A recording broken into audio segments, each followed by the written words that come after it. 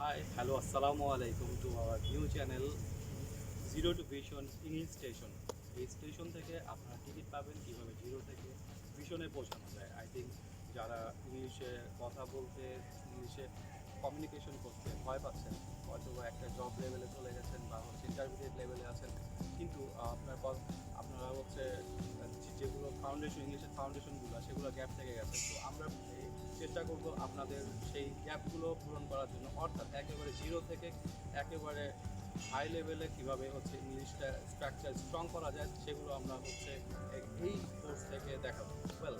So আমরা যেহেতু zero থেকে ভিশনে নিয়ে যাবো, তো আমরা স্টার্ট করবো একবারে জিরো থেকে, অর্থাৎ একটা 1 2 3 বাচ্চারা যা শিখেন সেখান থেকে শুরু করে একেবারে জব লেভেলে আপনাদের পৌঁছে দেবো, যেখানে আপনি মেল কমিউনিকেশন করতে পারবেন, কথা বলতে পারবেন এবং সবার সাথে সুন্দরভাবে ইংলিশ কমিউনিকেশন করে আপনি আপনার ইংলিশ স্কিলটা খুবই স্ট্রং হবে।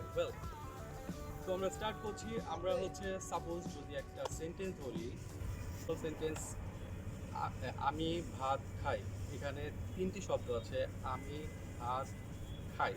আমি আই ইংরেজি বলতে গেলে, তারপর ভাত রাইস এবং খাই ইট। এটাকে গুছিয়ে বলতে গেলে আই ইট রাইস, যেগুলো প্রত্যেকটি এক একটি শব্দ। আর শব্দকে ইংরেজিতে বলে আমরা ওয়ার্ড, অর্থাৎ ওয়ার্ড শব্দ। দেখেন, আমি ভাত খাই, 3টি ওয়ার্ড পাশাপাশি বসে একটি অর্থ কিন্তু প্রকাশ করেছে।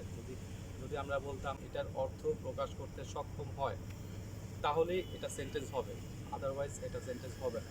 অর্থাৎ কতগুলো ওয়ার্ড পাশাপাশি বসে যদি একটি অর্থ প্রকাশ করতে সক্ষম হয়, তখন তাকে সেন্টেন্স বলে। আমরা যদি একটা মোবাইলের কথা ধরি, মোবাইলে বিভিন্ন পার্টস থাকে, লাইক একটা বাটন থাকে, একটা ডিসপ্লে থাকে। সো বিভিন্ন পার্টস কিন্তু মিলে একটা মোবাইল হয়েছে, রাইট? সো সেন্টেন্সেরও বিভিন্ন পার্টস থাকে, লাইক একটা সেন্টেন্স তৈরি করতে গেলে বিভিন্ন পার্টস লাগে, যেই পার্টসগুলো আমরা চিনি না বা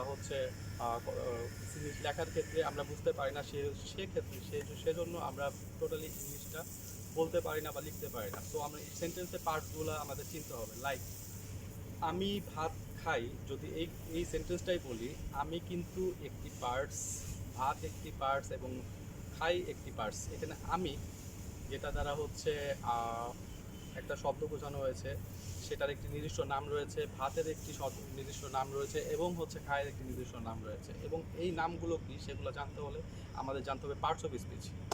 তো ইংলিশের এই সেন্টেন্সগুলোকে, আই ইট রাইস, এই সেন্টেন্সের প্রত্যেকটি শব্দকেই এক একটি পার্টস অফ স্পিচ বলে, অর্থাৎ প্রত্যেকটা পার্টসকেই এক একটা পার্টস অফ স্পিচ বলে।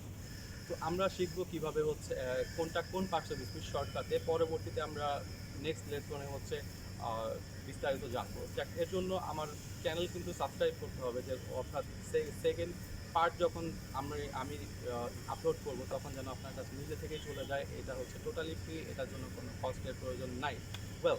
সো আমরা শিখছি এখন পার্টস অফ স্পিচ। তানজিল এখানে দাঁড়িয়ে আছে। সো তানজিল একটি নাম, যে কোনো প্রকারের নাম, তানজিল হাঁস, মুরগি, গরু, ছাগল, এনি কাইন্ড অফ নেম, একে বলে নাউন। অর্থাৎ নাউন, আপনি সেন্টেন্সে যখন একটি নাম পাবেন, তখন এটাকে নাউন বলে আমরা চিহ্নিত করব।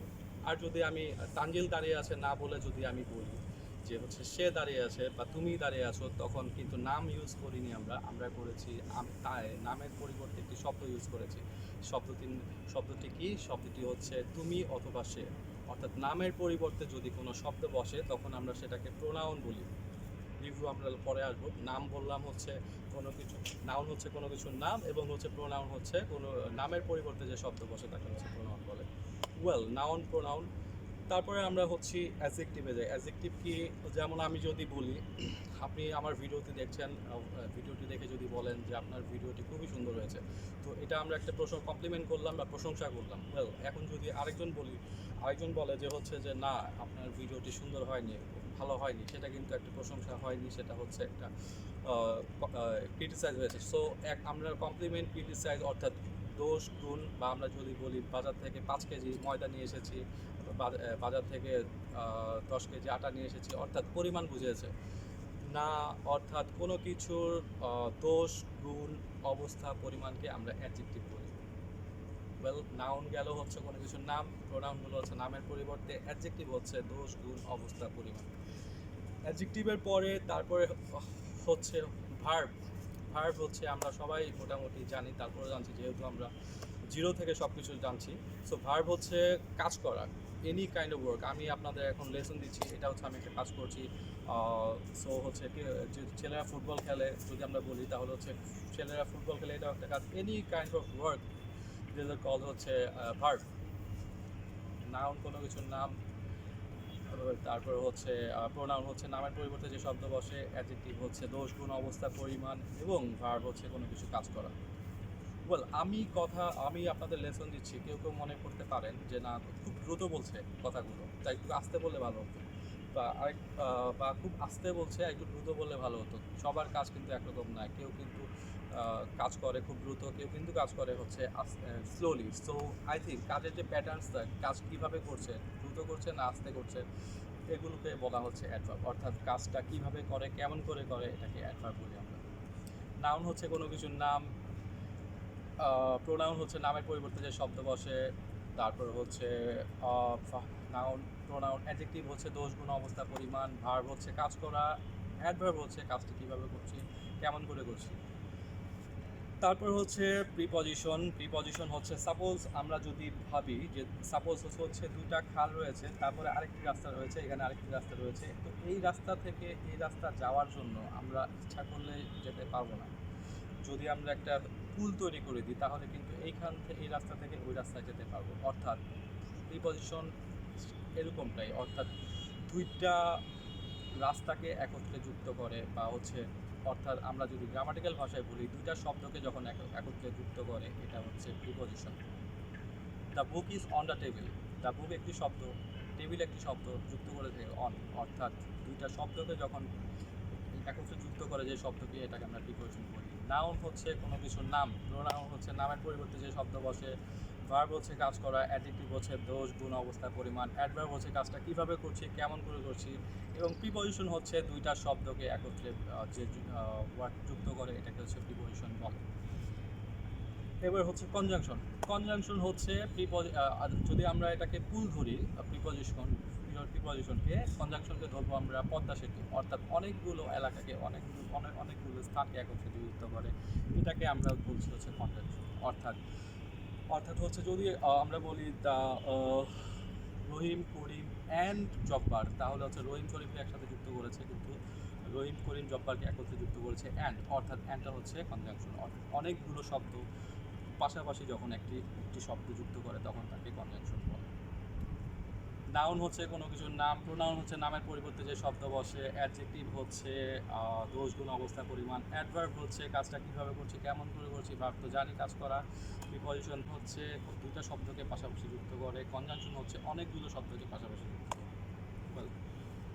লাস্টলি যেটা হচ্ছে ইন্টারজেকশন। সেটা হচ্ছে আমি যদি বলি ও মাই গড, মানে হচ্ছে কত সুন্দর একটি হচ্ছে পাখি উড়ে যাচ্ছে, বা হচ্ছে হুররে আমরা খেলায় জিতে গেছি, হুররে আমাদের ভিডিওটি চ্যানেলে আপলোড হয়ে গেছে। সো এখানে একটি এক্সপ্রেশন ব্যবহার করেছি হুররে, অর্থাৎ আশ্চর্য, আনন্দ, বেদনা, দুঃখ, এগুলোকে আমরা বলছি হচ্ছে কনজাংশন। ইন্টারজেকশন অর্থাৎ আমি আবার হচ্ছে রিভিউতে আসি। প্রথমে হচ্ছে নাউন হচ্ছে কোনো কিছুর নাম, প্রোনাউন হচ্ছে নামের পরিবর্তে যেটা বসে, অ্যাডজেক্টিভ হচ্ছে দোষ, গুণ, অবস্থা, পরিমাণ, তারপরে হচ্ছে ভার্ব হচ্ছে কোনো কাজ করা, অ্যাডভার্ব কাজটা কীভাবে করছি, কেমন করে করছি, তারপর হচ্ছে প্রিপজিশন হচ্ছে দুইটা শব্দকে একত্রে যুক্ত করে, কনজাংশন অনেকগুলো শব্দকে একত্রে যুক্ত করে, এবং ইন্টারজেকশন হচ্ছে আশ্চর্য, আনন্দ, বেদনা ইত্যাদি।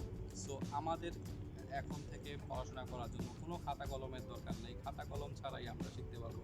জাস্ট মেমোরিতে সেভ করে রাখুন, এবং হচ্ছে সাবস্ক্রাইব করুন মাই চ্যানেল। এর জন্য নেক্সট যে পার্টটা আসবে সেটা আপনারা শিখতে পারবেন ইনশাল্লাহ। এরপর থেকে সবগুলো লেসন শেখার পর থেকে আপনি জিরো থেকে ভিশনে পৌঁছাতে পারবেন, এবং ইংলিশে লিখতে পারবেন, পড়তে পারবেন, বলতে পারবেন। ইংলিশ বলে যে কঠিন শব্দটা আছে, এটা সহজ হয়ে যাবে। সো নেক্সট ভিডিওতে আসা পর্যন্ত বিদায় নিচ্ছি। আমি Tanzil from zero to vision English station.